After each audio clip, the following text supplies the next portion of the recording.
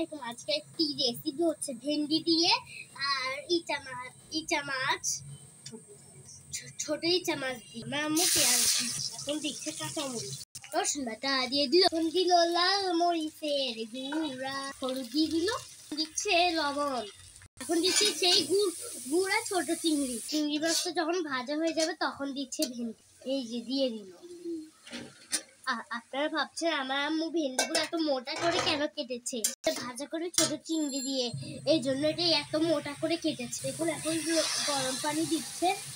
এই দুইটা খাবার, একটা হচ্ছে ইচা মাছ দিয়ে ভেন্ডি ভাজা, একটা হচ্ছে লইট্টা মাছ। এটা আপনারা অবশ্যই বাসায় একবার বানিয়ে দেখবেন, খুব মজা পাবেন এবং লাইক এন্ড সাবস্ক্রাইব করে দেবেন। দেখুন আমার বাজার থেকে কি কি নিয়ে এলো। আপনারা কি কেউ এটাকে চিনেন?